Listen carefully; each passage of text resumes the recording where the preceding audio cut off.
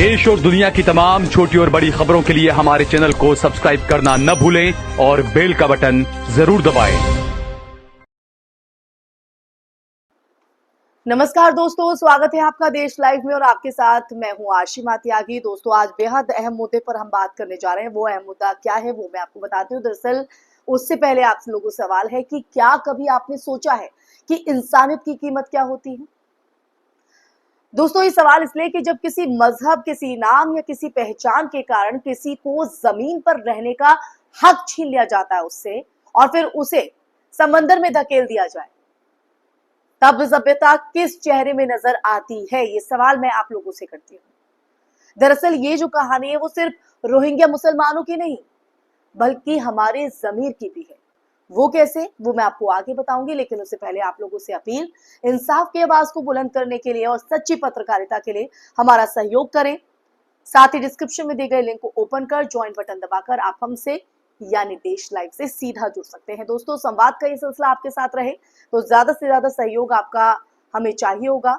बढ़ते हैं आज के मुद्दे की तरफ। रोहिंग्या, मैंने शब्द का इस्तेमाल किया। रोहिंग्या म्यांमार का एक अल्पसंख्यक समुदाय, जिसे संयुक्त राष्ट्र दुनिया का सबसे अधिक सताया गया समुदाय कहता है।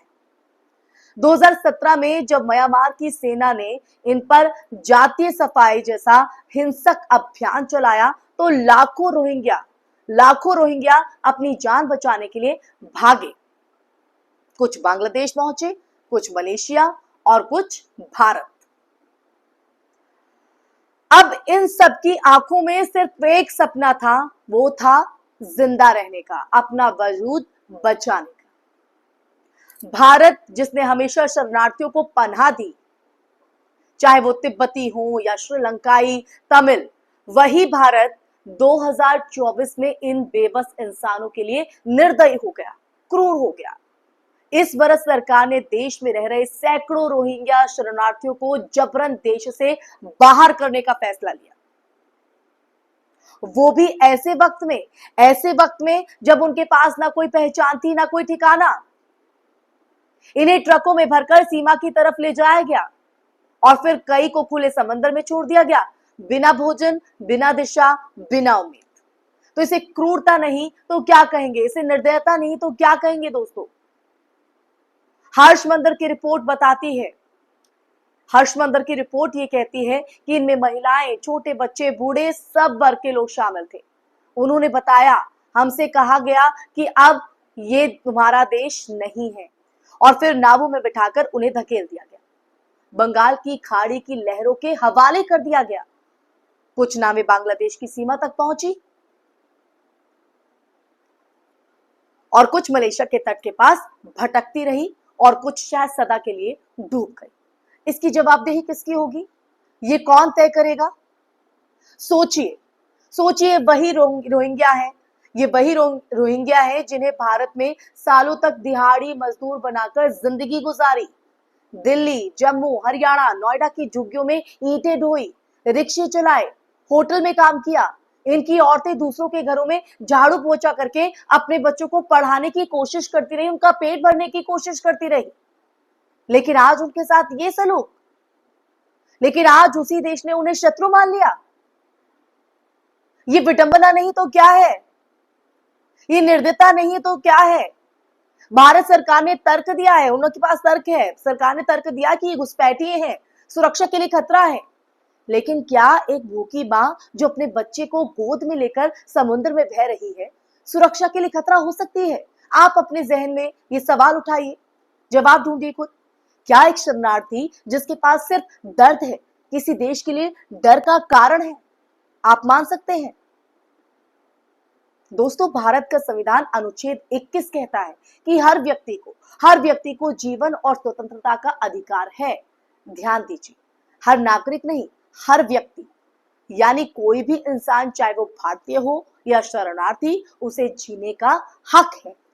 लेकिन इस बार सत्ता ने उस अधिकार को कागज की तरह फाड़ दिया। क्यों फाड़ा? द वायर हिंदी की रिपोर्ट में हर्ष मंदर लिखते हैं कि कुछ नावें भारत की तटरक्षक बल की निगरानी में थी, मगर उन्हें मदद नहीं दी गई।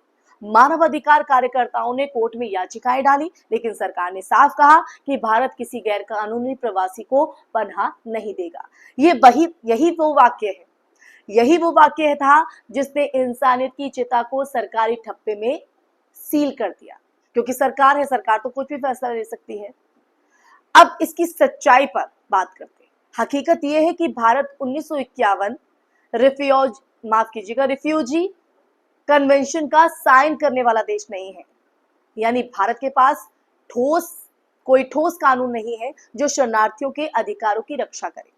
सब कुछ सरकार की नीतिगत मर्जी पर निर्भर है, और यही मर्जी अब धीरे धीरे अमानवीय होती जा रही है, क्रूर होती जा रही है, निर्दयी होती जा रही है, असंवेदनशील हो रही है। ये तमाम शब्द मैं इसलिए इस्तेमाल कर रही हूँ क्योंकि जो लोग कह रहे हैं ये तो दूसरे देश के लोग हैं, उन्हें याद रखना चाहिए कि रोहिंग्या मुसलमान वो इंसान हैं जिन्हें म्यांमार ने नागरिक नहीं माना, और अब भारत ने भी इंसान नहीं माना। इन्हें सिर्फ दो विकल्प मिले, या तो जल जाओ या डूब जाओ। क्या उनके अंदर सांसें नहीं थी? क्या उनके अंदर डर नहीं था? दोस्तों, ये जो दृश्य है वो सिर्फ समाचार नहीं है, ये हमारे दौर का आईना है। जब हम टीवी पर राम मंदिर की रोशनी देखते हैं, ठीक उसी वक्त कुछ रोहिंग्या बच्चे अंधेरे समंदर में अपनी मां की लाश से लिपटे हुए बह रहे होते हैं। महसूस कीजिए आप उसे। आंखें नम हो जाती है जब हम इस तरह की चीजों को बात। अंत में सवाल सिर्फ इतना ही है दोस्तों कि अगर किसी दिन यही जुल्म किसी और मजहब, किसी और नाम या किसी और चेहरे पर हो, तो क्या हम तब भी चुप रहेंगे? ये सवाल मेरा सभी से है। क्या हम तब भी कहेंगे कि हमारा मामला नहीं है? इंसानियत का मामला तो है ना। रोहिंग्या की ये जो त्रासदी है वो हमें याद दिलाती है दोस्तों कि सभ्यता का पैमाना ये नहीं कि हमने कितने मंदिर बनाए या कितने बुलेट ट्रेनें चलाई, बल्कि वो ये भी है कि हमने कितनों को जिंदा रहने दिया। और अगर भारत अपनी पहचान एक ऐसे देश के रूप में खो देगा जो कभी सबका साथ, सबका विकास की बात करता था, तो समंदर में फेंके गए सिर्फ रोहिंग्या नहीं होंगे, डूबेगा पूरा इंसान, पूरी इंसानियत। इसलिए सोचिएगा जरूर।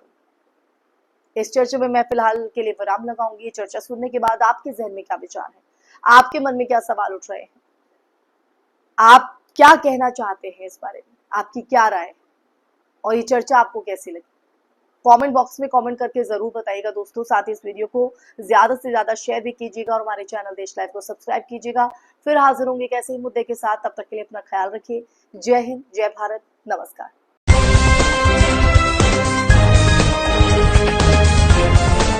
देश और दुनिया की तमाम छोटी और बड़ी खबरों के लिए हमारे चैनल को सब्सक्राइब करना न भूलें और बेल का बटन जरूर दबाएं।